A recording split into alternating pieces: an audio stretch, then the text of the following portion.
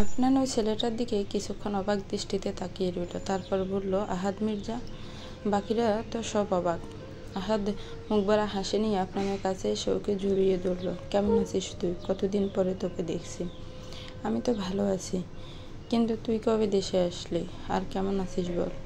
আরে এই তো আছি ভালোই। পাশে দাঁড়িয়ে থাকা একজন পুরুষ আর একজন মহিলাকে দেখিয়ে বলল, এই হলো আমার মা বাবা। আসসালামু আলাইকুম আঙ্কেল আন্টি, আমায় চিনতে পেরেছেন?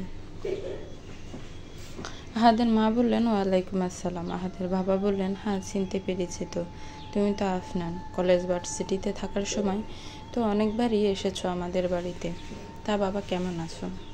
আমি ভালো আছি আঙ্কেল। আহাদ বলল, তারপরে বল কি অবস্থা তোর? এরই মাঝে জেরিন হঠাৎ বলল, দাঁড়ান দাঁড়ান, আপনারা একে অপরকে আগে থেকে চেনেন? আহাদ উত্তর দিয়ে বলল, জি, কলেজ আর ভার্সিটি আমরা দুজন অনেক ক্লোজ ফ্রেন্ড ছিলাম। আজ অনেক দিন পরে আমাদের দেখা হলো তাই। ও আচ্ছা আচ্ছা, বুঝলাম। তারপর বল আফনান, কি অবস্থা তোর? আরে তুই তো দেখছি আগের থেকেও বেশি হ্যান্ডসাম হয়ে গেছিস। বলছি মামা, এত হ্যান্ডসাম হস না, না হলে আমি সহ বাকি ছেলেগুলো চিরকুমার হয়ে থাকবে। হাহা। আফনানও আহাদের কথা শুনে হাসতে লাগলো। আহাদ আবার বলল, আচ্ছা শোন, ওনার সাথে পরশুদিন কথা হয়েছিল আমার। ও বলল তুই নাকি দিশাকে বিয়ে করছিস। হ্যাঁ রে, আর 1 মাস পরে আমাদের বিয়ে। তোকে কিন্তু থাকতে হবে বিয়েতে। সে না হয় থাকা যাবে, সমস্যা নেই তাতে, কিন্তু একটা কথা বলতো, আরোহীর খবর কি? আরোহীর নামটা শোনার সাথে সাথে আফনানের মুখ থেকে হাসিটা গায়েব হয়ে গেল, আর এটা লক্ষ্য করলো অদরা। আফনান কথাটা ঘুরিয়ে বলল, আরে ওসব রাখ, তুই বলতো তুই মিস অদরাকে দেখতে এসেছিলি? আহাদ অসহায় মুখ করে বলল, হ্যাঁ রে। আহাদের কাঁধে হাত রেখে দুঃখ ভারাক্রান্ত মুখ নিয়ে আফনান বলল, সরি রে ভাই, কিন্তু তোরা আর এই বিয়েটা করা হবে না, কারণ তুই যাকে দেখতে এসেছিস সে এখন জেলে যাবে। কিচ্ছু করার নেই রে, সরি। অদরা এবার বলল, জেলে যাব মানে? আমি কোথাও যাব না।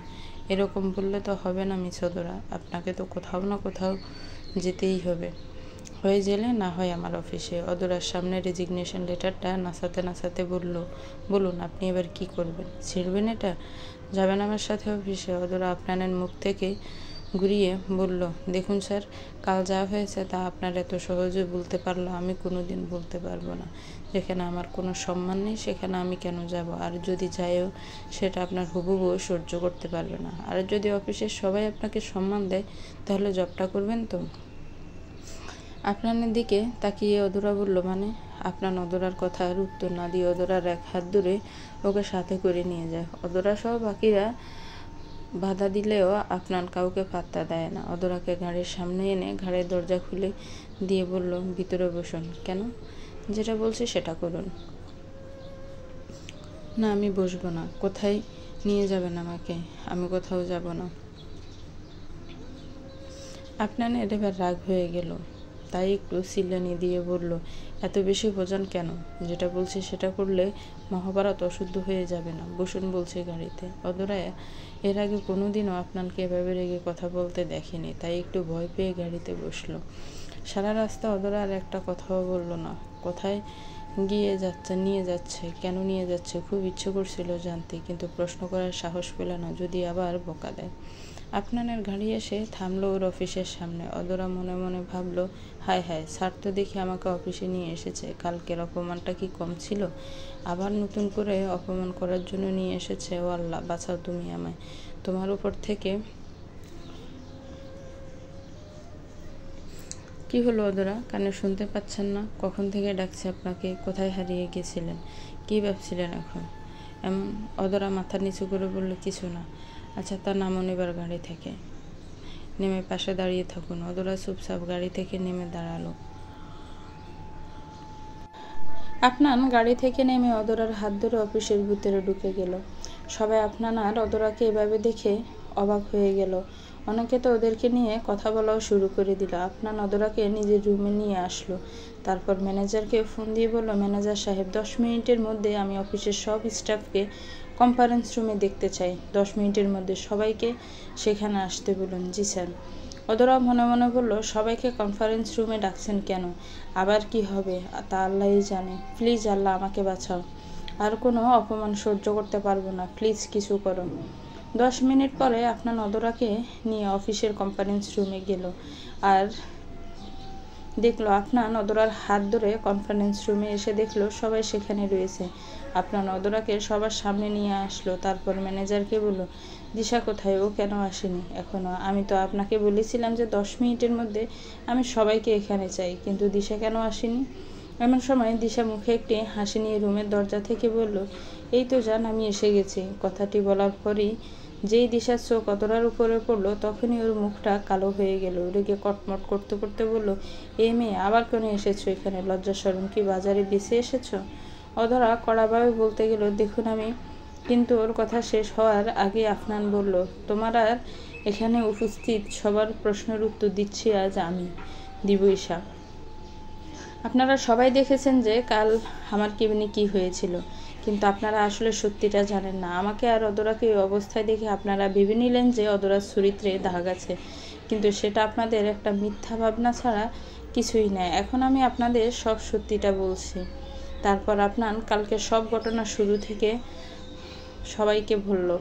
এখানে অদরার কোনো দোষ নেই, তার চরিত্রে বিন্দু পরিমাণ কোনো দাগ নেই। আশা করি আপনারা এবার আপনাদের ভুলটা বুঝতে পেরেছেন। আর একটা কথা, অদরা আমার ফিয়ে, তাই এই অফিসে আমার পরে যার সবচেয়ে বেশি সম্মান পাওয়ার কথা সেটা অদরারই। তাই আমি চাই আপনারা সবাই তাকে সম্মানের চোখে দেখুন।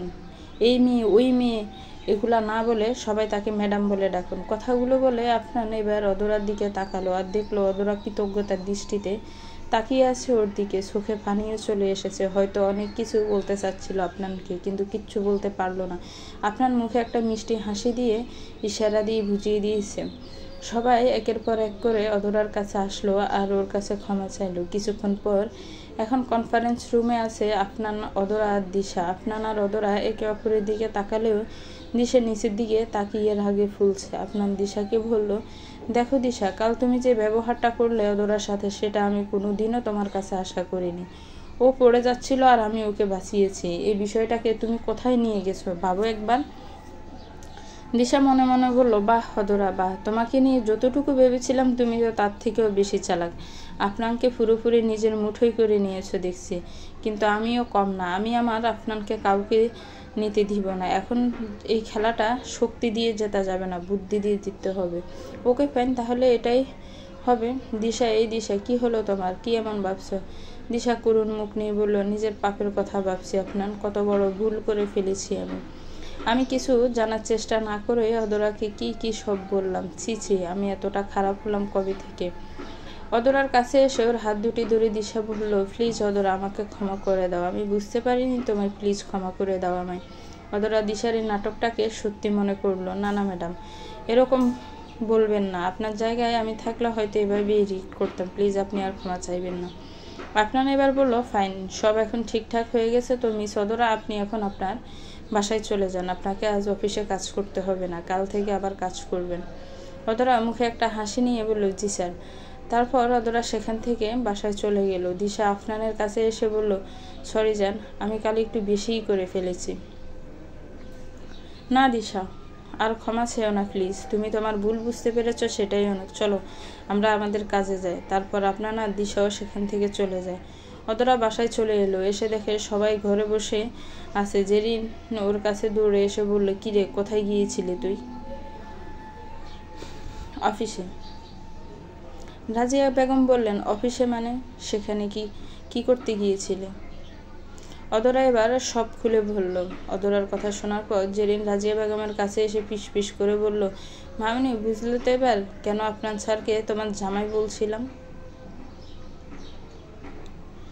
রাজিয়া বেগম জেরিনের কথা শুনে একটু হাসলেন। তারপর অদরাকে বললেন, আচ্ছা বাদ দে এখন এসব। শেষ ভালো যার সব ভালো তার, আর ভাবিস না কিছু। এখন যা, চেঞ্জ করে আয়, আমি সবার জন্য খাবার বাড়ছি। রাতের বেলা দিশা কেবল ঘুমাতে যাবে এমন সময় ওর ফোনে কে যেন কল দিল। দিশা ফোনটা রিসিভ করলো। হ্যালো, কে বলছেন? আমি আহাদ বলছি। আহাদ, তুই হঠাৎ কোন ফোন দিলে কে যে? আচ্ছা, কেমন আছিস বল, কি খবর তোর? আমি ভালো আছি রে, তোর কি খবর? এই তো ভালো। তুই তো বিদেশে গিয়ে আমাদেরকে ভুলেই গেলি, কোনো যোগাযোগই রাখিসনি। শোন দিশা, এসব উল্টাপাল্টা কথা বললে কিন্তু ফোনের মধ্যে থেকে তোকে থাপ্পড় মারবো। দুজনেই হাসতে লাগলো। আরে তোদের সাথে যোগাযোগ করতে পারিনি ঠিক, কিন্তু আমি ওনার সাথে সবসময় কানেক্ট ছিলাম, আর ওর কাছে থেকেই তোর নাম্বার নিয়ে এখন কথা বলছি। ও হ্যাঁ, সে তুই ভালোই করেছিস, ভালো কথা। কনগ্রাচুলেশনস দোস্ত, শুনলাম আপনার সাথে নাকি তোর বিয়ে ঠিক হয়েছে।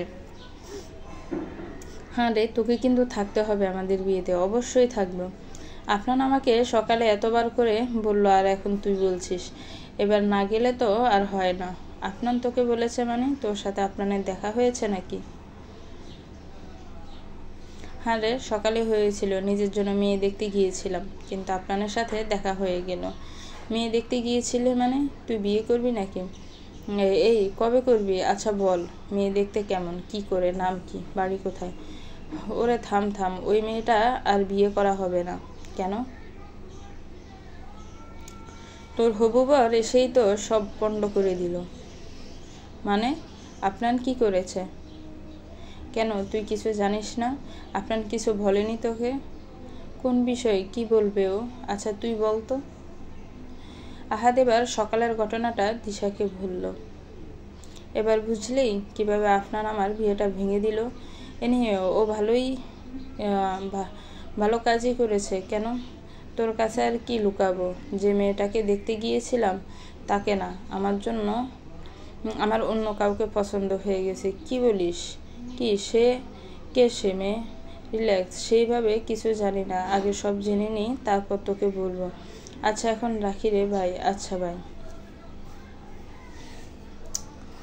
দিশা ফোনটা রেখে রুমের বারান্দায় গিয়ে দাঁড়ালো। একবার তোমাকে হারিয়েছি আপনার, আর তোমাকে হারাতে পারবো না। তোমাকে পাওয়ার জন্য অনেক কিছু করেছি, তোমাকে তো কোনোভাবেই আর হারালে চলবে না। যে তোমাকে আমার কাছ থেকে কেড়ে নেওয়ার চেষ্টা করছে, সে কোনোদিনও আমাকে আর তোমাকে আলাদা করতে পারবে না। আপনার সকাল সকাল গাড়ি নিয়ে অফিসের উদ্দেশ্যে বের হলো, কিন্তু আজও অন্য রাস্তা দিয়ে যাচ্ছে। এই রাস্তার মধ্যে অদরার বাড়ি এসে পড়ে। গাড়ি চালাতে চালাতে আপনার হঠাৎ গাড়ি থামিয়ে দিল। ওর চোখ পড়লো একটি মেয়ের উপর, যে ছাদের উপর উঠে পানি দিচ্ছে। আপনার গাড়ি থেকে নেমে মেয়েটিকে দেখতে লাগলো। হ্যাঁ ঠিক ভাবছে আপনার, মেয়েটি আর কেউ নয়, অদরা নিজে। সকাল সকাল ঘুম থেকে উঠে ছাদে যেয়ে পানি দিচ্ছে। কিছুক্ষণ পর অদরা নিচে নেমে গেলেও আপনার ছাদের দিকে তাকিয়ে থাকলো। 10 মিনিট পর বাসা থেকে বেরোতে বেরোতে অদরা জোরে চিৎকার দিয়ে বলল, আরে মামুনি, তুমি চিন্তা করো না, আমি বাইরে থেকে কিছু খেয়ে নেব, এখন আর সময় নেই, অনেক দেরি হয়ে গেছে আজ। অদরা এবার গেট খুলতে লাগলো। আজ আবার দেরি হয়ে গেল। কিভাবে যে দেরিটা হলো আল্লাহই ভালো জানে। আজ যদি স্যারকে বকা দেন তাহলে কি হবে? কথাটা শেষ করতে পারল না অদরা, কারণ গেট খুলে দেখে সামনে আপনার গাড়ি নিয়ে দাঁড়িয়ে আছে। স্যার, আপনি এখানে কি করছেন? এই রাস্তা দিয়ে যাচ্ছিলাম, হঠাৎ আপনাদের বাসার ছাদের গাছগুলোর দিকে চোখ পড়লো, তাই আর কি একটু দেখছিলাম, অনেক সুন্দর লাগছে দেখতে। আচ্ছা আপনি আসুন, আমি যাচ্ছি অফিসে। এই বলে আপনার গাড়ির দিকে যেতে লাগলো। হঠাৎ দাঁড়িয়ে গেল, অদরার দিকে ফিরে বলল, আপনাকে একটা কথা বলতে তো ভুলে গেছিলাম। সকালবেলা রাজু ফোন দিয়েছিল আমাকে। রাজুকে চেনেন তো, আপনাকে যে অফিসে আনা নেওয়া করে? জি স্যার, চিনি তো। হ্যাঁ, রাজু ফোন দিয়ে বলল সে আজ কাজে আসতে পারবে না, তার নাকি অনেক শরীর খারাপ। তো অদরা, এখন আপনাকেই সব ম্যানেজ করতে হবে, কেমন? আচ্ছা আমি আসি এবার, আপনিও তাড়াতাড়ি চলে আসুন। এই বলে আপনার গাড়ির ভেতরে বসে পড়লো। অদরা মনে মনে ভাবলো, এই কেমন মানুষ, জানে যে আজ অফিসের গাড়ি আমাকে নিতে আসবে না, তাও আমাকে সঙ্গে করে নিয়েই একা একা চলে যাচ্ছে। জানি বললে যেতাম না, তাও একবার বলে দেখতে পারতো তো। উনি আবার আমাকে কেন এসব বলতে যাবেন? আমি ওনার কি? এমন সময় আপনার গাড়ির কাজ খুলে বলল, আচ্ছা আপনি তো এখন অফিসেই যাচ্ছেন, চলেন একসাথে যাই। অদরা আবার মনে মনে বলল, আরে যা ভাবছিলাম তাই তো হলো দেখছি। স্যার আমাকে আর সাথে যেতে বলছেন? না না অদরা, এখনই হাঁ বলা যাবে না, তাহলে ভাববে তার সাথে বলে আসি। না স্যার, আজ থাক, অন্য কোনো দিন যাব, আপনি যান। আপনার কি একটা ভেবে বলো, আচ্ছা ঠিক আছে, আপনি আপনার মতোই আসুন, আমি গেলাম। আপনার চলে গেল। অদরা বেকুবের মতো দাঁড়িয়ে থেকে আপনানে চলে যাওয়া দেখলাম। এটা কি হলো? আরেকবার জিজ্ঞাসা না করেই চলে গেল। অবশ্য যাবে না তো থাকবে নাকি? ওটা তো মন থেকে বলেনি, বলেছে ফর্মালিটি রক্ষার জন্য। আর আমারও বলিহারি বটে, কেন যে মিথ্যা আশা করতে গেলাম, ভালো লাগে না। যাই, এখন অফিসে যাই। অদরা অফিসে আসার পরে আপনার রুমে গেল। সেখান থেকে কিছু ফাইল নিয়ে নিজের কেবিনে চলে আসলো। কিছুক্ষণ পর দিশা হাতে একটা ফাইল নিয়ে অদরার কেবিনে এলো। অদরা দিশাকে দেখে একটু অবাক হলো আর রীতিমতো একটু ভয়ও ফেলো, না জানি আবার কি বলবে। অদরা চেয়ার থেকে উঠতে উঠতে বলল, ম্যাডাম আপনি কেন কষ্ট করে এলেন? কোনো কাজ থাকলে আমাকে ডাকতেন, আমি চলে আসতাম। ইটস ওকে অদরা, তুমি এত এক্সাইটেড হইও না। আসলে আমি আরও একবার তোমার কাছে ক্ষমা চাইতে এসেছি। কিন্তু কেন ম্যাডাম? অদরা, আমি তোমার সাথে সেদিন যেভাবে ব্যবহার করেছিলাম তার জন্য আমি সারা জীবন তোমার কাছে ক্ষমা চাই, তাও মনে হয় আমার মন শান্ত হবে না। ম্যাডাম, আমি সব ভুলে গেছি, এবার আপনিও সব ভুলে যান। এবার বলুন তো কোন কাজ ছিল আমার কাছে? ও হ্যাঁ অধরা, এই ফাইলে কিছু পেপারস আছে, সেগুলো তো আপনার সাইন লাগবে। তো তুমি একটু এই পেপারসে ওর সাইন এনে দিতে পারবে? দিশার কাছ থেকে ফাইলটা নিয়ে অধরা বলল, অবশ্যই পারবো ম্যাডাম, কিন্তু আপনি নিজে কেন গেলেন না স্যারের কাছে? দিশা এবার কাঁদো কাঁদো হয়ে বলল, আমি কিভাবে ওর সামনে যাবো অধরা? ও যে আমাকে আর সহ্য করতে পারছে না জানো। কাল সারাদিন আমার সাথে একটা কথাও বলেনি। রাতে অনেক ইচ্ছা করছিল ওর সাথে একটা বার কথা বলতে, কিন্তু আমি পারিনি ওকে ফোন দিতে। সারা রাত ঘুমাতে পারিনি। অধরা দেখো আমার মুখটা কেমন যেন হয়ে গেছে। দেখো অধরা দেখলো দিশার চোখের নিচে হালকা হালকা কালি পড়ে গেছে, মুখটা অনেক ফ্যাকাশে দেখাচ্ছে। অধরা মনে মনে ভাবলো, তাই তো, ম্যাডামকে দেখে তো মনে হচ্ছে ম্যাডাম সারা রাত ঘুমায়নি। ইসরে স্যার আর আমার জন্য ম্যাডামকে কষ্ট পেলেন না, ওনাকে আবার কিছু করতে হবে। দিশাকে বললো, আপনি চিন্তা করবেন না ম্যাডাম, স্যার আবার আপনার সাথে স্বাভাবিকভাবে কথা বলবে, আমি স্যারকে বোঝাবো। সত্যি বলছো অধরা? জি একদম সত্যি, আমাকে একটু বিশ্বাস করুন, আমি সব ঠিক করে দেব। তোমার পরে আমার অনেক বিশ্বাস আছে। আচ্ছা শোনো, আমার অনেক কাজ আছে, আমি যাই এখন, কেমন? আচ্ছা ম্যাডাম। দিশা কেবিন থেকে বেরিয়ে মনে মনে ভাবলো, ফেসে গেল তো অধরা, আমার মুখের এই মেকআপ আর চোখের নিচের এই খালিটা দেখে ফেসে গেছো তুমি। এটাই তো চেয়েছিলাম। আমি এবার একটা ভান করব যেন আমি তোমার বন্ধু, সবসময় তোমার ভালো চাই। কেন এমন করব বলো তো অধরা? কারণটা হলো, বন্ধু যেভাবে একজনকে ক্ষতি করতে পারে, তার শত্রু কোনোদিন সেটা করতে পারে না। এবার শুধু দেখবে অধরা, তুমি তোমার সাথে কি করি। ঘড়ির কাঁটায় তখন 10টা বাজে। অধরা ওর কেবিনে বসে একা একা কাজ করছে। দূর কিছুই তো মাথায় ঢুকছে না, কিন্তু কেন এমনটা হচ্ছে? আমি তো কালই এই ধরনের কাজ করেছিলাম, তখন তো দিব্যি পেরেছি, তাহলে এখন কেন পারছি না? এমন সময় আফনান এলো ওর কেবিনে। কি হয়েছে অধরা, কোনো সমস্যা? স্যার আপনি কই? না তো স্যার, কোনো সমস্যা নেই। ও আচ্ছা, আমি ওই ফাইলগুলো নিতে এসেছি যেগুলো আপনাকে সকালে দিয়েছিলাম, আপনি দিতে দেরি করছেন দেখে আমি নিজেই চলে এলাম।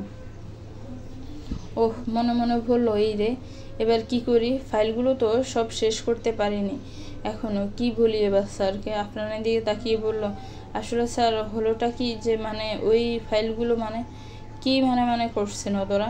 ঠিক করে বলুন তো কি হয়েছে? আসলে স্যার ফাইলগুলো এখনো আমি শেষ করতে পারিনি। কি, মাত্র 3টা ফাইল দিয়েছিলাম, এই 2 ঘন্টার মধ্যে শেষ করতে পারলেন না? অন্যদিন তো অনেক তাড়াতাড়ি কাজ করে ফেলেন, তাহলে আজ কি হলো? কি হয়েছে আপনার? আপনি কি অসুস্থ? না স্যার, আমি তো ঠিক আছি। তারপর হঠাৎ করেই বলল, মনে হয় আর সকালে খেয়ে আসেনি বলে মাথায় কিছু ঢুকছে না। কথাটি বলেই অধরা মনে মনে ভাবলো, হায় এটা কি বললাম, স্যার এবার কি ভাববেন আমাকে নিয়ে? ওহ আইসি। জানেন তো অধরা, আমি আপনাকে একটা সহজ সরল মেয়ে ভেবেছিলাম, কিন্তু আপনি তো দেখছি রাক্ষস টাইপ লোক। আপনার মজাটা শুনে অধরা খেপে গিয়ে বলল, কি রাক্ষস টাইপ লোক? এই যে পেটে খাবার না পড়লে আপনি কাজ করতে পারেন না। অধরা এবার অন্যদিকে মুখ ঘুরিয়ে বলল, সেটা তো কোনো মানুষই করতে পারে না স্যার। আপনি কি পারতেন সকালে না খেয়ে এসে এতক্ষণ কাজ করতে?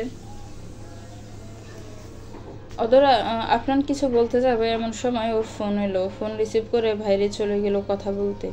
কিছুক্ষণ পর অধরার রুমে কলিং বেলের আওয়াজ এলো। স্যার আবার আমাকে এখন ডাকছেন কেন? না জানি আবার কি জ্ঞান দেবেন। যাক বাবা, ফাইলের কাজ তো শেষ হয়ে গেছে, দিয়ে আসি এগুলো। অধরা ফাইলগুলো নিয়ে আপনার কেবিনে ঢুকলো। ফাইলগুলো টেবিলের উপর রেখে বলল, স্যার ফাইলের কাজ শেষ। থ্যাঙ্কস। এবার একটা কাজ করুন। কি? আমার সাথে একটু বাইরে চলুন। কোথায় যাব স্যার? আপনার গাড়ির চাবি নিয়ে কেবিন থেকে বেরোতে বলল, আরে চলুন তো, গেলেই বুঝতে পারবেন। অদরা আর কিছু না বলে আফনানের পিছন পিছন চলে গেল।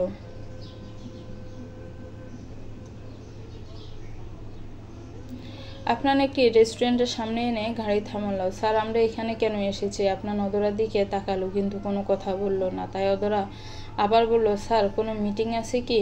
নামো। কি? নামেন। গাড়ি থেকে নেমে দাঁড়ান। আমি গাড়িটা পার্ক করে এলে একসাথে ভেতরে ঢুকবো।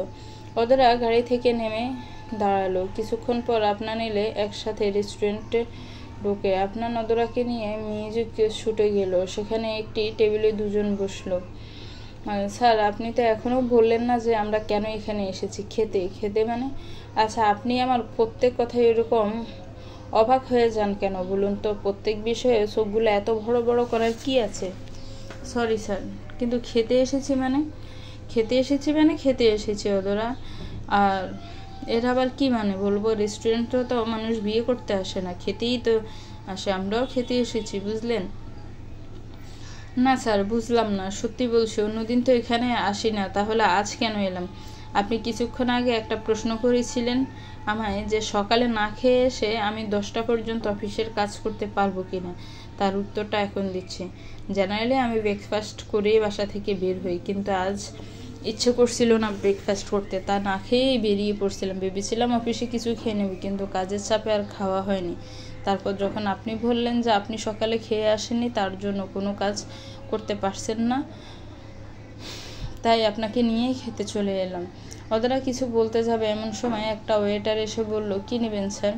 আপনার গড়গড় করে 7টা ডিশ অর্ডার করলো, আর সাথে কোল্ড ড্রিঙ্কসও। অদরা তো এসব দেখে পুরাই অবাক। ওয়েটারটা চলে গেল। আফনান অদরাকে বলল, এমনভাবে অবাক হবেন না প্লিজ। আসলে আমি খেতে খুব ভালোবাসি, আর এই রেস্টুরেন্টের খাবারগুলো আমার অনেক ভালো লাগে। আজ অনেক দিন পর এখানে এলাম, তাই পছন্দের সব খাবার অর্ডার করলাম। এই যা, আপনার কথা তো আমি অর্ডার দিচ্ছি। না না স্যার, আপনি যা অর্ডার করেছেন তাতেই চলবে। আচ্ছা ঠিক আছে। অদরা এবার মনে মনে ভাবলো, স্যার তাহলে এত খান? কিন্তু কই, স্যারকে দেখে তো এমন কিছু মনে হচ্ছে না। দিব্যি ফিট আছে, এটা কিভাবে সম্ভব? কথাগুলো ভাবতে ভাবতে অদরা আফনানের দিকে তাকিয়ে পড়লো। অদর সাহনি দেখে আফনান বলল, জানি আপনি কি ভাবছেন। এটাই ভাবছেন তো যে মানুষটা এত খায় সে এত ফিট কি করে আছে? আফনানের কথা শুনে অদরার মুখটা হা হয়ে গেল। মনে মনে বলল, উনি কি মানুষ নাকি অন্য কিছু? কীভাবে বুঝলো? এটাই ভাবছি। আফনানের দিকে তাকিয়ে বলল, না না স্যার, এমন কিছুই তো ভাবছি না। ভাবছেন। আমাকে দেখলে সবাই এটা ভাবে। আপনি কেন ভাববেন না? আপনিও ভাবছেন। তাহলে শুনুন, হ্যাঁ এটা ঠিক যে আমি খেতে অনেক ভালোবাসি, কিন্তু আমি রেগুলার জিমে যাই, এক্সারসাইজ করি, তাই ফিট আছি। আচ্ছা, আপনি কি এক্সারসাইজ করেন নাকি? মানে এতটা ফিট আছেন যে? না স্যার, আমি এমনি। এরই মধ্যে খাবার চলে এলো। আফনান অদরাকে খাবার সার্ভ করে দিল আর নিজেও নিল। দুজনেই খাওয়া শুরু করলো। খেতে খেতে আফনান বলল, জানেন অদরা, আজকালকার মানুষগুলো কেমন যেন বদলে গেছে। মানে স্যার? মানে এই ধরুন, কারোর জন্য কিছু করলে একটা ধন্যবাদ পর্যন্ত কেউ এখন আর বলে না, এই আর কি। অদরা খাওয়া বন্ধ করে ভাবতে লাগলো, হায় হায় স্যার, দেখছি আমাকে খোঁটা দিচ্ছে। অবশ্য স্যার যা বলেছে তা তো ভুল কিছু বলেনি। সত্যিই তো, কাল সবার সামনে স্যার যেভাবে আমার হয়ে কথা বলেন, তার জন্য স্যারকে একটা ধন্যবাদ দেওয়া উচিত ছিল আমার। আর আজকের এটার জন্য একটা ধন্যবাদ দেওয়া উচিত। কী যে করি আমি। আপনার দিকে তাকিয়ে বলল, স্যার আমি আপনাকে কিছু বলতে চাই। আমি আসলে অদরার কথা শেষ হতে না দিয়ে আপনার বলল, প্লিজ অদরা, আপনি যেন আবার আমাকে এখন ধন্যবাদ বলতে যাবেন না। অদরা আর কিছু বললো না। অনেকক্ষণ ধরে চুপচাপ থেকে খেতে লাগলো দুজনে। হঠাৎ অদরা বলল, স্যার আপনি আমার জন্য কাল যা করেছিলেন আর আজ যা করলেন তার জন্য অনেক অনেক ধন্যবাদ। আচ্ছা অদরা, একটা কথা বলি। জি স্যার, বলুন না। আমরা কি বন্ধু হতে পারি? আপনার এই কথা শুনে অদরা শক্ত হয়ে গেল। ভাবতে লাগলো যে ও কোনো স্বপ্ন দেখছে কিনা, তাই নিজের হাতে নিজেই সিমটি কাটলো। কিন্তু না, এটা স্বপ্ন না, বাস্তব। অদরা এই অবস্থায় দেখে আফনানকে বলল, কি হলো আবার? এরকম রিয়েক্ট দিচ্ছেন কেন? ফ্রেন্ড হতে বলেছি, বউ না। স্যার কি বলছেনটা কি আপনি? আমি আপনার সাথে ফ্রেন্ডশিপ কি করে করতে পারি? কি করে আবার? হ্যান্ডশেক করে। এই বলে আপনার জোর করে অদরার হাত ধরে হ্যান্ডশেক করলাম। অদরা হাত সরিয়ে নিয়ে বলল, না স্যার, এটা হয় না। আমি আপনার ফ্রেন্ড হতে পারি না। আপনার ফিয়ে হয়ে দিশা ম্যাডামের কাছে এত কথা শুনতে হয়েছে। আপনার ফ্রেন্ড হলে না জানি আরও কি কি শুনতে হবে। কেন? আপনি তো আমার ফ্রেন্ড হবেন, আমার বউ তো না যে দিশা আপনাকে ওর সতীন ভেবে আপনার সাথে খারাপ ব্যবহার করবো। স্যার কী সব বলছেন আপনি? আচ্ছা আপনি তো বাংলাই কথা বলছি, এমন কোনো ভাষায় তো কথা বলছি না যে আপনি আমার সাথে কথা বুঝতে পারছেন না। দেখুন ফ্রেন্ড হতে বললাম কারণ আমাদের একসাথে অনেক দিন কাজ করতে হবে। এই 2 বছর ডিলের মাথা মনে আছে আপনার? হ্যাঁ, আমাদের মধ্যে ফ্রেন্ডশিপটা থাকলে আমাদের কাজ করতে সুবিধা হবে। ওরা কিছুক্ষণ ভেবে বলে আচ্ছা স্যার ঠিক আছে, থ্যাংক ইউ। আচ্ছা আমাকে একটা পারমিশন দিবেন? আমি আপনাকে কিসের পারমিশন দিতে পারি স্যার? তুমি বলার মানে হলো দেখুন ফ্রেন্ডশিপে সবাই আপনি চলে না, এখানে তুমি চলে। তাই বলছিলাম যেহেতু আমরা এখন ফ্রেন্ড তাই আমি আপনাকে তুমি করে বলবো আর আপনি আমাকে তুমি করে বলবেন। কি রাজি তো? স্যার আপনি আমাকে তুমি করে বলতেই পারেন কিন্তু আমি আপনাকে তুমি করে বলতে পারবো না, বুঝতেই পারছেন? ওকে বুঝলাম, ঠিক আছে, আপনাকে কথায় মেনে নিলাম।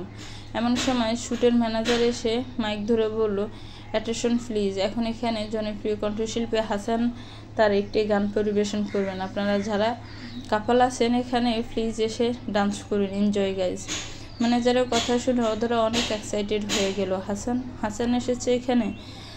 জানেন স্যার উনি আমার খুব পছন্দের একজন সিঙ্গার, আমার খুব ভালো লাগে ওনার গান। তাই নাকি? ভালো। সুইটির সব লাইট অফ হয়ে গেল আর শুধুমাত্র গিটারের উপরে আলো ফেলা হয়েছে। ধীরে ধীরে গিটারের আওয়াজ বাজতে লাগলো। হৃদয়ে মেতেছি প্রেমেরই বিছানা, আমি তোমার হতে চাই, দুজনে দুজনার হাতে হাত রেখে সারা জীবন চলতে চাই। যদি কখনো মরণও আসে চাইব সেদিনও তোমায়, যদি কখনো মরণও আসে চাইব সেদিনও তোমায়। অনেক সাধনার পরে আমি ফেলাম তোমার মন, ফেলাম খুঁজে এই ভুবনে আমার আপনজন। সিঙ্গার হঠাৎ বললেন, come on couples please dance. Manager সাহেব আপনার কাছে এসে বললে, মিস্টার আফনান কেমন আছেন? ভালো আছি, আপনি কেমন আছেন? আমিও ভালো আছি, মনে হচ্ছে ম্যাডামকে নিয়ে বেশ ভালোই আছেন, যান ডান্স করুন প্লিজ। ওরা ম্যানেজারকে কিছু বলতে যাবে তখনই আফনান বলল, শিওর কাম অন ওরা, চলো ডান্স করা যাক। আপনি কি পাগল হয়ে গেছেন স্যার? আপনার সাথে কিনা আমি ডান্স করব? ওহ কাম অন ওরা, ডান্সই তো করতে বলেছি, বিয়ে তো করতে বলছি না, প্লিজ চলো, আর এই সুযোগ পাবে না। না স্যার, অদরাকে এক প্রকার জোর করে ডান্স ফ্লোরে নিয়ে গেল আফনান। এক হাত দিয়ে অদরার এক হাত ধরল, অন্য হাত দিয়ে অদরার কোমর ওকে নিজের কাছে নিয়ে আসলো। আফনান এসব কাজ দেখে অদরা তো বেহুশ হওয়ার মতো অবস্থা। আবারও গান শুরু হলো, আদরে আলাপে মানি না তোর দূরে থাকা, জ্বলে যায় পুড়ে যায় সহে নেই ছেয়ে থাকা। আদরে আলাপে মানি না তোর দূরে থাকা, জ্বলে যায় পুড়ে যায় সহে নাই ছেয়ে থাকা। যদি কখনো মরণও আসে চাইব সেদিনও তোমায়, যদি কখনো মরণও আসে চাইব সেদিনও তোমায়। অনেক সাধনার পরে আমি পেলাম তোমার মন, পেলাম খুঁজে এই ভুবনে আমার আপনজন। আপনার আর অদরা গানের সাথে সাথে ডান্স করছে। অবশ্য এটাকে ডান্স বলে না, কারণ এখানে তারা শুধু একে অপরের দিকে তাকিয়ে আছে আর মাঝে মাঝে একটু দুলছে। স্যার স্যার স্যার শুনছেন? অদরা আফনানকে ডাকছে কিন্তু আফনানের কানে সেই ডাক পড়ছে না, কারণ সে এখন অদরাকে দেখতে ব্যস্ত। আবার গান শুরু হলো, মনেরই শহরে তোকে ছাড়া তো ভাবিনি, চলে আয় গুনে যায় তোর আর আমার প্রেম কাহিনী। মনেরই শহরে তোকে ছাড়া তো ভাবিনি, চলে আয় গুনে যায় তোর আর আমার প্রেম কাহিনী। যদি কখনো মরণও আসে চাইব সেদিনও তোমায়, যদি কখনো মরণও আসে চাইব সেদিনও তোমায়। গান চলাকালীন আফনানের যে কি হলো অদরা তা বুঝতে পারছে না। অদরাকে নিজের একদম কাছে এনে 2 হাত দিয়ে ওর মুখটি আলতো করে ধরলো আফনান। নিজের ঠোঁটটাকে অদরা ঠোঁটের একদম কাছে নিয়ে আসলো। এবারেই বোধ হয় কিছু একটা হয়ে যাবে, কিন্তু না, আফনানের হঠাৎ থেমে গেল। অদরা আস্তে করে ধাক্কা দিয়ে নিজের থেকে দূরে সরিয়ে দিল, তারপর গিয়ে টেবিলে মাথা নিচু করে বসে পড়ল। অদরা সেখানেই দাঁড়িয়ে রইল। অনেক সাধনার পরে আমি ফেলাম তোমার মন, ফেলাম খুঁজে এই ভুবনে আমার আপনজন। গান শেষ হয়ে গেল। এখানে উপস্থিত সবাই সিঙ্গারের কাছে যে অটোগ্রাফ নিচ্ছে। এমন সময় আফনান উঠে দাঁড়ালো, টেবিল থেকে মায়ের চাবিটা নিল, অদরার দিকে না তাকিয়েই বলল, চলো অফিসে যেতে হবে, অনেক কাজ পেন্ডিং আছে, তাড়াতাড়ি আসো। কথাগুলো বলে আফনান সেখান থেকে চলে গেল। অদরাও ওর পেছন পেছন ছুটল। আফনান গাড়ি চালাচ্ছে আর অদরা বাইরের দিকে তাকিয়ে আছে, কেউ কারোর সাথে কোনো কথা বলছে না। হঠাৎ আপনার বলল, সরি অদরা, আমার যে কি হয়ে গেছিল ওই সময়, আমি কিভাবে এটা করতে যাচ্ছিলাম। বিশ্বাস করো, আমার সেই ধরনের কোনো ইন্টেনশন ছিল না। আমি আপনার কথাগুলো বারবার বাধা পাচ্ছে। স্যার ঠিক আছে, আমি বুঝতে পেরেছি, ইটস ওকে। আপনার নিজেকে একটু শান্ত করে বলল, আসলে কি বলো তো, আমি আবার ওই রোমান্টিক দাসের গানগুলো শুনে একটু রোমান্টিক হয়ে পড়ি। হিহি। আপনার কথা শুনে ধরো ওদিকে তাকিয়ে জোর করে একটু হাসলো, মনে মনে বলল, মিথ্যা, উনি একটু রোমান্টিক হয়ে পড়েন নাকি? এটাকে যদি একটু রোমান্টিক হওয়া বলে, তাহলে পুরো রোমান্টিক হলে কি অবস্থা হতো। ইস, এসব কি ভাবছি। সি কি হলো? না না স্যার, কিছু না। স্যার যদি কিছু মনে না করেন তাহলে একটা কথা বলবো। হ্যাঁ বলো। স্যার, আপনি কি দিশা ম্যাডামের উপরে এখনও রেগে আছেন? না অদরা, আমি ওর উপরে রেগে নেই। আমি একটু কনফিউজড হয়ে গেছি। কনফিউজড কেন স্যার? আমি দিশাকে অনেক বছর ধরে চিনি, কিন্তু আজ পর্যন্ত ওকে কারোর সাথে এভাবে কথা বলতে দেখিনি যেভাবে ও তোমার সাথে সেদিন কথা বলছিল। আমি এখনও বিশ্বাস করতে পারছি না যে দিশা কারোর সাথে এভাবে কথা বলতে পারে, সত্যিটা না জেনে কাউকে এভাবে দোষারোপ করতে পারে। স্যার, সময়ের সাথে সাথে মানুষ একটু বদলে যায়। দিশা ম্যাডামের সাথে আপনার বিয়ে হতে যাচ্ছে, এমন সময় আপনাকে অন্য কোনো মেয়ের সাথে ওভাবে দেখলে তো। অদরা থেমে গেল, আর কিছু বলল না। আপনার ওই বিষয়ে আর কোনো কথা বলল না। আপনার আর অদরা অফিসে পৌঁছে গেল। নামো। স্যার প্লিজ, ম্যাডামের উপর আর রাগ করে থাকবেন না, তাকে আর কষ্ট দিবেন না, তার সাথে কথা বলে সব কিছু সমাধান করে ফেলবেন। অদরা গাড়ি থেকে নেমে অফিসের ভিতরে ঢুকে গেল। আপনার গাড়িটা ফাঁক করে অফিসের ভিতরে গেল। সেদিন বিকেলে অনা এলো আপনার কেবিনে। আরে তুই কখন এলি? কেবলই এলাম। দাঁড়া, তোর তো 2 দিন আগে আসার কথা ছিল, এত লেট করলি কেন? আর বলিস না, তোকে ওই নতুন যে ফ্যাক্টরির কথা বলেছিলাম সেখানে একটু সমস্যা হয়ে গেছিল, সেটাই ঠিক করছিলাম। হ্যাঁ জানি, বলেছিলি তুই আমায়। তা আমাকে ফোন করে বলিসনি কেন যে তুই আজ আসলি? আমি তোকে এয়ারপোর্টে নিতে আসতাম। আসলে কি বলতো, আমার ভাইকে আমি আর কষ্ট দিতে চাইনি, বুঝলাম। বুঝলাম। এখন বল, অফিসে কেন এলি? বাড়ি কেন যাসনি? একটা কাজ এসেছি। কি কাজ? এমন সময় অদরা আপনার কেবিনে এলো। স্যার, এই ফাইলটি একটু দেখুন তো, কেমন যেন। কথাটি অদরা শেষ করতে পারল না, ওনাকে দেখে চুপ হয়ে গেল। তারপর বলল, আরে আপু, কেমন আছেন?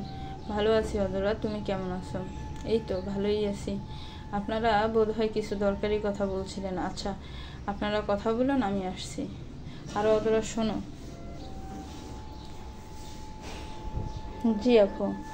সবাইকে বলে দাও 5 মিনিটের মধ্যে কনফারেন্স রুমে আসতে, আমার কিছু বলার আছে সেখানে। আফরান বলল, তোর আবার সবাইকে কি বলার আছে? সেটা ওখানে গেলেই জানতে পারবি। যাও অদরা, সবাইকে আসতে বলো। অদরা সবাইকে কনফারেন্স রুমে আসতে বলল। 5 মিনিট পরে অফিসের সবাই কনফারেন্স রুমে উপস্থিত হলো। দিশা ওনাকে দেখে বলল, আরে অনা, এখন তো বল, কেন ডেকেছিস সবাইকে এখানে? কি বলবি বল। বলছি সবার উদ্দেশ্যে বলল, আপনারা তো সবাই জানেন আর 2 দিন পর নিউ ইয়ার, আর প্রতি বছর আমাদের অফিস থেকে নিউ ইয়ারে একটা পার্টি অ্যারেঞ্জ করা হয়। এই পার্টিতে আমাদের সকল স্টাফরা উপস্থিত থাকে। সবাই মানে ঢাকা, চট্টগ্রামে সব স্টাফ নেই, বছরেও তার ব্যতিক্রম হবে না। ওনার কথা শুনে সবাই অনেক খুশি হয়ে গেল। এবার আপনারাই আমাদের বলেন, এবছরে কোথায় পার্টিটা করতে চান? সবাই এক এক করে সবার মতামত দিল। দিশা বলল, আমি বলেছিলাম কি যে কক্সবাজারে করলে কেমন হয়। আফরান বলল, কিন্তু দিশা, আমরা তো 3 বছর আগে সেখানেই করেছিলাম, আবার ওখানে পার্টিটা করতে বলছো কেন? তো কি হয়েছে? তুমি তো জানো আমার সমুদ্র কতটা ভালো লাগে, তাই আমার মনে হয় ওখানে করলেই ভালো হবে। সরি দিশা, কিন্তু এখানে তোমার একটা কথাটা ভাবলে তো চলবে না, সবাইকে নিয়ে ভাবতে হবে। আফনানকে থামিয়ে দিয়ে অনা বলল, না আফনান, দিশা ঠিকই বলেছে, কক্সবাজার গেলে খারাপ হয় না। আর এমনিতে আমরা সবাই 3 বছর আগে সেখানে গিয়েছিলাম, তখনকার অনেকেই এখন আমাদের সাথে নেই, আর এখনকার অনেকেই তখন ছিল না, যেমন অদরা। কি অদরা, কিছু বলো? আমি আবার কি বলবো আপু, আপনার যেটা ভালো বুঝেন সেটাই করেন। এটা কেমন কথা অদরা? তুমি আপনানের ফিয়ে, তোমার তো একটা অধিকার আছে এই বিষয়ে কথা বলার। আফটার অল আমাদের পরে তোমারই তো স্থানীয় অফিসে। ওনার কথা শুনে দিশা তেলে বেগুনে জ্বলতে লাগলো, কিন্তু কাউকে কিছু বুঝতে দিল না। বলো অধরা কক্সবাজার যাবে? জি আপু, গেলে খারাপ হয় না। ওকে ফাইন, তাহলে ঠিক হয়ে গেল যে আমরা সবাই কক্সবাজার যাব। সবাই শোনো, তোমরা যারা যারা যেতে আগ্রহী তারা তাদের নামগুলো ম্যানেজার সাহেবের কাছে দিয়ে দিবে আজকের মধ্যে। আমরা রাতে সবার টিকিট কনফার্ম করবো। আর হ্যাঁ আফনান, তুই তোর টিম নিয়ে কক্সবাজার চলে যাস, আমি আমার টিম নিয়ে ওখানে ডাইরেক্ট কক্সবাজার চলে যাব। তুই ওখান থেকে যাবি মানে? তুই এখন চট্টগ্রাম যাবি নাকি? না এখন যাব না, কাল সকালে যাব। আর ওদিকে আমি আগে থেকে সব ব্যবস্থা করে এসেছি। আচ্ছা ঠিক আছে। রাতের বেলা অধরা নিজের কাপড় চোপড় প্যাক করছে এমন সময় জেরিন ওর ঘরে এলো। কিরে, প্যাকিং সব শেষ?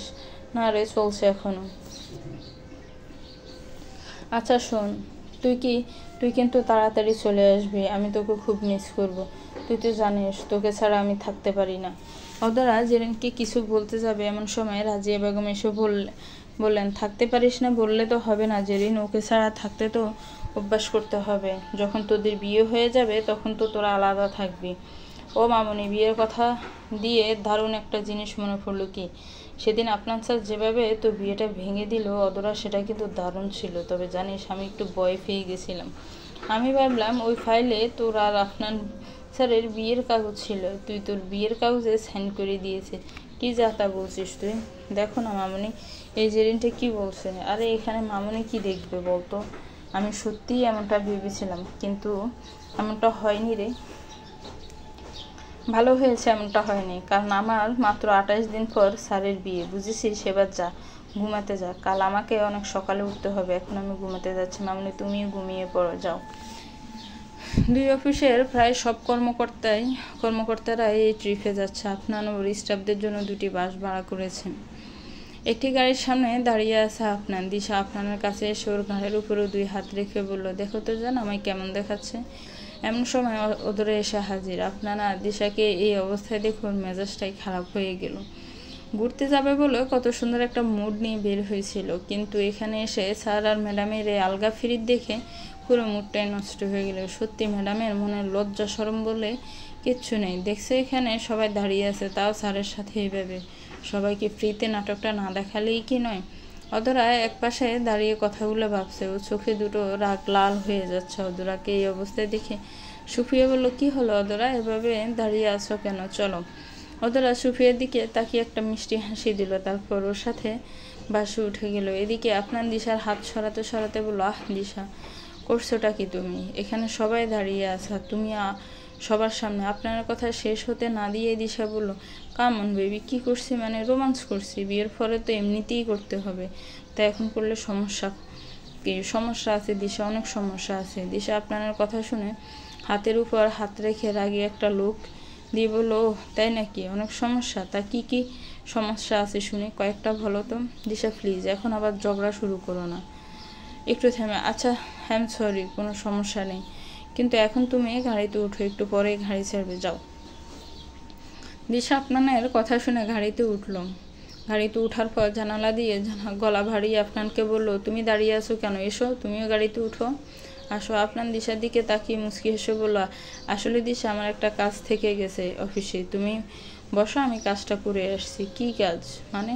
কি কাজ তোমার এখন অফিসে? আরে আছে একটু কাজ, তুমি একটু ওয়েট করো, আমি এখনই চলে আসবো। কিন্তু দিশার কথা না শুনে আপনার অফিসের ভেতর চলে গেল। দিশা বসে বসে ভাবতে লাগে, কি যে এমন কাজ আছে যা করতে আপনার এখন আবার অফিসে চলে গেল। প্রায় 10 মিনিট হয়ে গেল, কিন্তু আপনার এখনো আসেনি। দিশা আপনার একটা খোঁজ নেবে বলে ব্যাগ থেকে যখনই ফোনটা বের করলো, ঠিক তখনই ওর ফোনে একটা কল এলো। আপনার ফোন দিয়েছে। দিশা ফোনটা রিসিভ করলো। হ্যালো আফনান, কই তুমি? আসছো না কেন এখনো? আসলে দিশা, আমি অফিসের একটা কাজে একটু আটকে গেছি, সেই জন্য একটু দেরি হচ্ছে, আমার এখনো বেশ সময় লাগবে। কি বলছো ওটা কি? আচ্ছা তুমি দাঁড়াও, আমিও আসছি। এই না না, তুমি আবার কেন কষ্ট করে আসতে যাবে? তুমি একটা কাজ করো, বলো গাড়িটা ছেড়ে দিতে, পরের বাসায় চলে আসবো। পাগল হয়ে গেছে তুমি? তোমাকে ছাড়াই চলে যাবো? আমি ওয়েট করছি, তুমি আসো। দিশা, তুমি বুঝতে পারছো না, আমার দেরি হবে, আর সবাই যদি আমার জন্য ওয়েট করে তাহলে তো আমাদের কক্সবাজার পৌঁছতে অনেক দেরি হয়ে যাবে। তোমরা বরং আগে যাও, আমি দ্বিতীয় গাড়িটা নিয়ে আসছি। আচ্ছা কি এমন করছো বলো তো? সেটা আমি পরে তোমায় বলবো, সব বলবো, এখন যাও, বাই। ওকে যান, ভালোভাবে আসবে, কোনো সমস্যা হলে ফোন দিও ভাই। আপনার কথা মতো দিশা বাসের ড্রাইভারকে গাড়ি স্টার্ট দিতে বললো। ওরা চলে যাওয়ার 2 মিনিট পর আপনার অফিস থেকে বেরোলো। বাইরে এসে আরেকটা বাসে উঠলো। আপনার বাসের মধ্যে উঠলে বাসের লোকজন আপনাকে দেখে অবাক হয়ে গেল।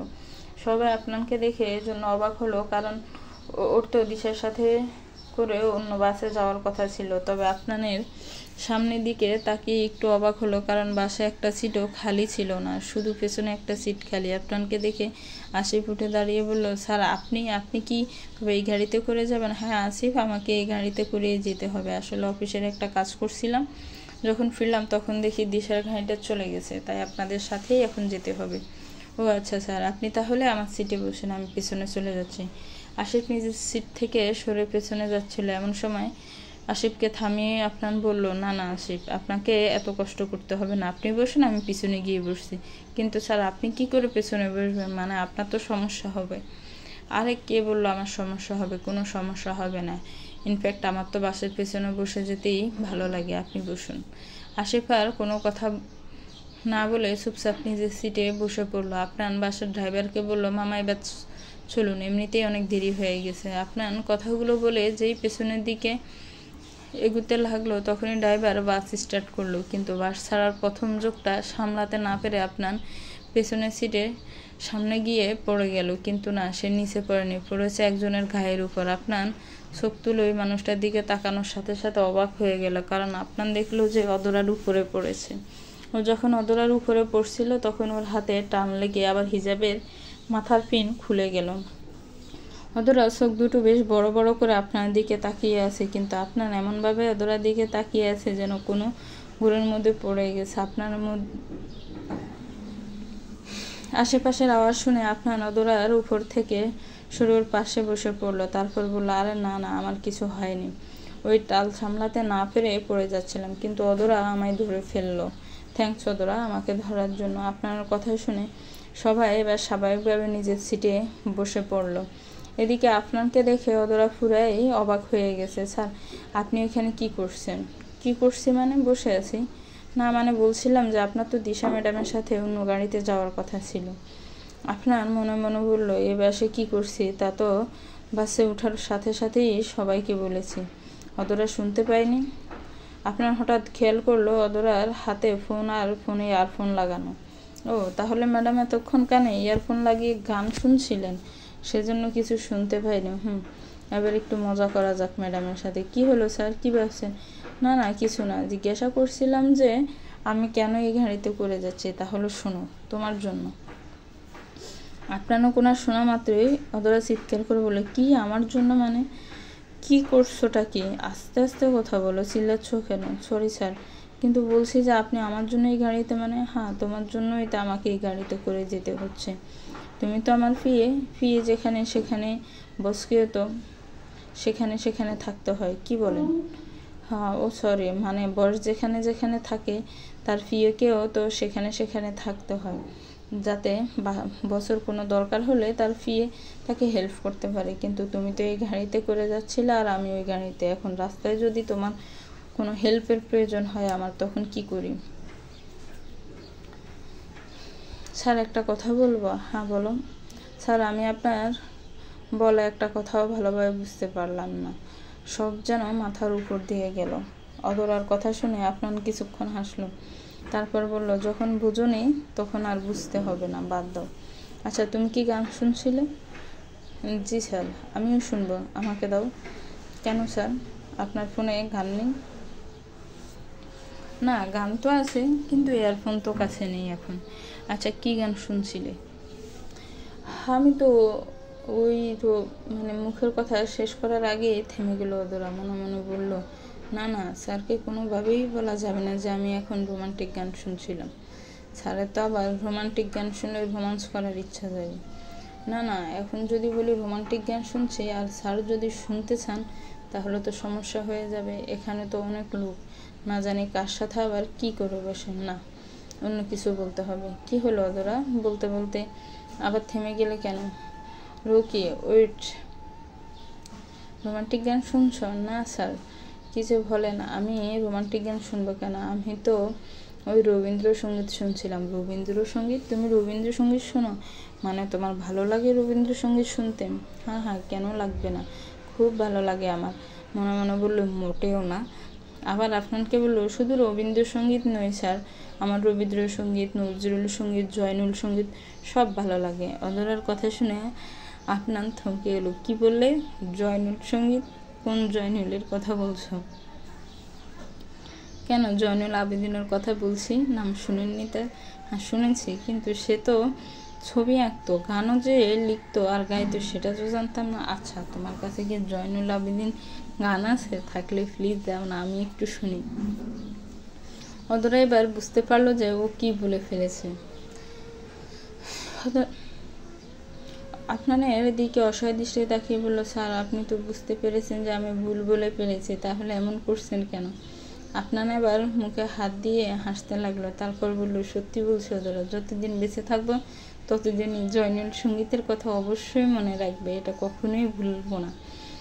অধরা আর কোনো কথা বলল না, মাথা নিচু করে হেজাব ঠিক করতে লাগলো। আর আপনাকে বলল, স্যার আপনার আমার হেজাবের সাথে কি সমস্যা বলেন তো? যখনই আমার কাছে আসেন তখনই খুলে দেন, বিষয়টা কি বলেন তো? তুমি তো আমাকে পছন্দ করো না, কিন্তু মনে হয় তোমার হিজাব আমাকে পছন্দ করে, সেজন্যই তা আমি কাছের লজ্জা পেয়ে খুলে যায়। অধরা হিজাবটা ঠিক করে বলল, কে বলছে আমি আপনাকে পছন্দ করি না? আমি বলেছি কেউ, তুমি জেনে কি করবে? সে তো আমাকে সত্যি কথাই বললো। মোটে না, সে আপনাকে ভুল বলেছে। আপনার এবার অধরা চোখের দিকে তাকিয়ে আস্তে আস্তে বলল, তাহলে সত্যিটা কি অধরা পছন্দ করো আমি? অধরা আপনার কণ্ঠে নেশাটা অনুভব করতে পারলো, কিছুটা স্থির হয়ে বলল, স্যার আপনি আমাকে কাজ দিয়েছেন, আমাকে নিজের একটা পরিচয় বানাতে সাহায্য করেছেন। আপনাকে কীভাবে অপছন্দ করতে পারি বলুন তো? রাত তখন 9টা। দিশাদের বাস কক্সবাজার পৌঁছালো। দিশা বাস থেকে নামার আগে ওনাকে ফোন করে হোটেলের সামনে গাড়ি। কি খবর দিশা, জার্নি কোনো প্রবলেম হয়নি তো? আরে নাও না, কোনো প্রবলেম হয়নি। ওনার সবাইকে উদ্দেশ্য করে বলল, আপনারা সবাই এই হোটেলে উঠবেন, ভেতরে গিয়ে রিসেপশনে নিজের নাম বলে রুমের চাবিটা নিয়ে নিন। সবার জন্য আলাদা আলাদা রুমের ব্যবস্থা করা হয়েছে। সবাই ওনাকে থ্যাংক ইউ বলে হোটেলের ভেতর চলে গেল। দিশা, আপনার কই? পরের গাড়িতে করে আসছে। পরের গাড়িতে কেন আসছে? তোর সাথে এই গাড়িতে করে এলো না কেন? আর বলিস না, না আসার সময় একটা কাহিনী হয়েছে। কাহিনী কি? দিশা এবার ওনাকে সব বললো। আচ্ছা বুঝলাম। অধরা কই? ওকে তো দেখলাম না, ও আসবে না? দিশা এবার মনে মনে বলল, এখানেও অধরার নাম আসছে। এ অনাও না, কি এমন যে দেখেছ ওই মেয়েটার মধ্যে? সবসময় অধরা অধরা করে চিল্লায়। দূর, ভালো লাগে না। ওকে তো টিফটার আনাই পাশে পেলাম না, আর এখন ওই অধরার কথা বলতে হবে। জাস্ট আর ভালো লাগছে না। কিরে, কি ভাবছিস? কিছু না, অধরা আসবে তো, পরের গাড়িতে করে আসছে। ও একটু আস্তে আস্তে বললো, আপনার আর অধরা একসাথে আসছে, ভালো ভালো, এটাই ভালো হয়েছে। কি বললি? কি ভালো হয়েছে? বলছিলাম তুই তাড়াতাড়ি এসে গেছিস, ভালো করেছিস। এখন চল, হোটেলে ফ্রেশ হয়ে নিবি। দিশা হোটেলের দিকে হাঁটা শুরু করলে ওনার দিশাকে আটকে দিয়ে বলে, কিরে ওদিকে কই যাস? কেন? হোটেলে যাচ্ছি। তুই এই হোটেলে না, ওই হোটেলে থাকবি, আমি যে হোটেলটা বুক করেছি সেটাই। কেন, এই হোটেলটা কি শুধু স্টাফদের জন্য? কিন্তু আপনার তো বলেছিল আমাদের কোম্পানির হোটেল আর তোর কোম্পানির হোটেল আলাদা, তাহলে কীভাবে কি? ওরে দিশা, তেমন কিছুই নেই। আসলে কি বলতো, অনেক দিন হয়ে গেছে তোর সাথে ভালো করে আড্ডা দিনি, এই টিপে জমিয়ে আড্ডা দিব। আচ্ছা সব তো বুঝলাম, কিন্তু আপনার কোথায়? থাক। দিশার কথা ভালোভাবে শেষ হতে না দিয়ে অনা বলল, আর 1 মাস পর তোর আর আপনার বিয়ে হয়ে যাবে, তখন কি আর তোদের সাথে এরকমভাবে সময় পাবো? তখন তোরা তোদের রোমান্স নিয়ে ব্যস্ত হয়ে পড়বি। তোদের বিয়ের কথা শুনে দিশা একটু লজ্জা হয়ে গেল। লজ্জা মাখা কণ্ঠ বলল, যা কি যে বলিস না তুই। থাক, হয়েছে, আপনাকে আর লজ্জা পেতে হবে না, এবার চলেন। ওনা দিশাকে নিয়ে ওদের হোটেলে নিয়ে আসে। দিশা ফ্রেশ হয়ে নিজের রুমে বসে ফেসবুকিং করছে। এমন সময় ওনা এলো। কিরে, কি করিস? না তেমন কিছু না, তোর কি খবর বল? এই তো আছি ভালোই। আচ্ছা শোন, আপনারা কখন আসবেন? আমি ফ্রেশ হয়ে এসে আপনাকে কল দিয়েছিলাম। ও বলল যে ওদের আরেকটু রাত হয়ে যাবে আসতে আসতে। কেন আরও রাত কেন হবে? 2টা বাস তো একসাথে ছাড়ছিল, তোরা আগে এলি, ওদের এত লেট হচ্ছে কেন? শোন, আমাদের গাড়ি ছাড়ার 5 মিনিটের মধ্যে আপনার গাড়িটা ছাড়ে, কিন্তু রাস্তার মাঝখানে ওদের গাড়িটা নষ্ট হয়ে যায়, তাই এদের একটু দেরি হচ্ছে। ও আচ্ছা, চল তাহলে ডিনারটা করে নে। চল। অনার দিশা ডিনার করতে চলে গেল। রাত 10:45। আপনারা কক্সবাজারে এসে পৌঁছালো। হোটেলের সামনে গাড়ি রাখার পর এক এক করে সবাই হোটেলে চলে গেল। অদরাও ভিতে চলে যাচ্ছিল। এমন সময় আপনার বলল, অদরা। জি বলুন। অদরা শুনছে। বলছিলাম যে তুমি কি অনেক টায়ার্ড, মানে এখনই রুমে যাবে? কেন স্যার, আপনার কোনো কাজ আছে? হ্যাঁ, মানে না তেমন কোনো কাজ না, ভাবছিলাম একবার একটু ওনার সাথে দেখা করে আসি, ওখানকার কী অবস্থা, দিশার সাথে একটু কথা বলে আসি। যাবে? জি স্যার, চলুন। অদরা আর রাফনান গেল ওনাদের হোটেলে। ওরা দুজনে ওনার রুমে যায়। রুমের দরজা নক করার সাথে সাথে ওনা বলল, কে? আমি। আপনার দরজা খোল। ওনা তাড়াতাড়ি গিয়ে দরজা খুলে দেখে আপনার আর অদরা দাঁড়িয়ে আছে। আরে তোরা কখন আসলি? এত লেট হলো তোদের? আর বলিস না, রাস্তার মধ্যে গাড়ি খারাপ হয়ে গেল, তাই আসতে একটু দেরি হয়ে গেছে। এই তো কেবল আসলাম। আমাকে একটা ফোন করতিস, আমি যেতাম তোদেরকে পিক করতে। অদরা বলল, না আপু, পিক করার কি আছে, সবাই ভালোভাবে হোটেলে পৌঁছে গেছে। ওহ, তাহলে তো ভালো। তো আসতে কোনো অসুবিধা হয়নি তো অদরা? না আপু, কোনো অসুবিধা হয়নি। এমন সময় ওনার রুমে এলো দিশা। দিশা আপনাকে দেখে জড়িয়ে ধরে বলতে লাগলো, আরে বেবি, তুমি কখন আসলা? আমাকে একটা ফোন করলা না কেন? ওনা বলল, উহু দিশা, বিয়েটা এখনো হয়নি, একটু তো দূরত্ব রাখ। হোয়াট? এবার ওনা আপনার দিশার হাত সরাতে বলে, দিশা, এই তো একটু আগে এসে পৌঁছালাম, তোমার কি অবস্থা বলো? ভালো লাগছে এখানে? হ্যাঁ, আমার তো অনেক ভালো লাগছে, কিন্তু মনে হয় অদরার জায়গাটা ভালো লাগেনি। ওনা বলল, কেন? এভাবে বলছিস কেন? দেখ না, ওর মুখটা কেমন কালো করে রেখেছে, আর আমার সাথে এখনো কথা বলেনি। অদরা জোর করে মুখে একটা হাসি এনে দিশাকে বলল, আরে না ম্যাডাম, তেমন কিছুই না, আসলে অনেক লম্বা জার্নি করে এসেছি তো, তাই একটু টায়ার্ড লাগছে। আচ্ছা, আপনারা গল্প করেন, আমি একটু ফ্রেশ হয়ে নিই। আপনার বললে, দাঁড়াও অদরা, আমি যাব তোমার সাথে। তুমি যাবে মানে? তুমি কোথাও যাবে? কোথায় আবার? আমাদের হোটেলে। কেন, তুমি এই হোটেলে থাকবে না? আমি এই হোটেলে কেন থাকবো দিশা?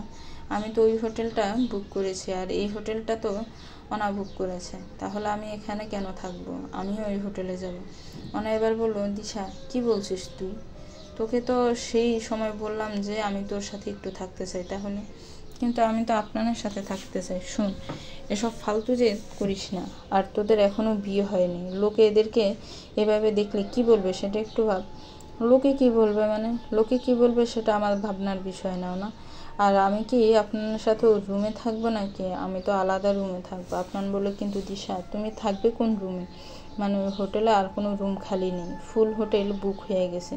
দিশা কিছুক্ষণ ভেবে বললে, একটা কাজ করা যায়, অতরা তুমি এই হোটেলে আমার রুমে থাকবে, আর আমি ওই হোটেলে তোমার রুমে থাকবো, এরকম করলেই হয়। ওনা দিশার কথায় আপত্তি জানালে অদরা বলে, আচ্ছা ঠিক আছে, দিশা ম্যাডাম যেমনটা চাইছে তেমনটাই হোক, আমি এই হোটেলে থাকছি, আর স্যার ম্যাডাম ওই হোটেলে গিয়ে থাকুক। ওনা আপু, আপনি আর আপত্তি করবেন না প্লিজ। ঠিক আছে, যা তোরা। আর অদরা, তুমি আমার সাথে আমার রুমে থাকবে, তোমাকে অন্য রুমে যেতে হবে না। ওকে? ওকে আপু। আপনারা দিশা তাদের হোটেলে চলে গেল, আর এদিকে অদরা ফ্রেশ হতে গেল। রাত তখন 12:15। ওনা বাইরে একটু হাঁটতে গেছিল, সেখান থেকে রুমে ফিরে আসার পর দেখে অদরা রুমে নেই। অদরা কোথায় গেল? একটু আগে তো রুমেই ছিল। ওনা চারপাশটা খুঁজলো, কয়েকজন স্টাফদের কাছে জিজ্ঞেস করলো, কিন্তু কেউ কিছু বলতে পারলো না। ওনা অদরার কোনো খোঁজ না পেয়ে অস্থির হয়ে গেল। ফোনটা অন করে আপনাকে একটা কল দিল। আপনার ডিনার করে কেবল রুমে এলো, এমন সময় ওর ফোনটা ভেজে ওঠে। ফোনটা হাতে নিয়ে দেখো ওনা কল দিয়েছে। আপনার রুমে জানালার কাছে দাঁড়িয়ে ফোনটা রিসিভ করলো। হ্যাঁ বল, কি হয়েছে? আপনার অদরাকে কোথাও খুঁজে পাচ্ছে না। কি খুঁজে পাচ্ছিস না মানে? ও কি কোনো ছোটো বাচ্চা নাকি যে হারিয়ে যাবে, আর তুই ওকে খুঁজে পাচ্ছিস না? জানি না, আপনার কিছু বুঝতে পারছি না। পুরো হোটেল খুঁজলাম, কিন্তু ওকে কোথাও পেলাম না। আচ্ছা দাঁড়া, আমি আসছি। আপনার ফোনটা রেখে ওনার বলা কথাগুলো আবার ভাবতে ওর চোখে গিয়ে পড়লো। গল্পটি কেমন লেগেছে একটু কমেন্টস করে জানাবেন। গল্পটির দ্বিতীয় পার্ট খুব শীঘ্রই, পরবর্তী পার্ট খুব শীঘ্রই আসবে। গল্পটিকে একটি লাইক করবেন, একটু কমেন্টস করবেন, আর আমার চ্যানেলটাকে প্লিজ সাবস্ক্রাইব করবেন। যারা অলরেডি সাবস্ক্রাইব করে রেখেছেন তাদেরকে অসংখ্য ধন্যবাদ। আসসালামু আলাইকুম।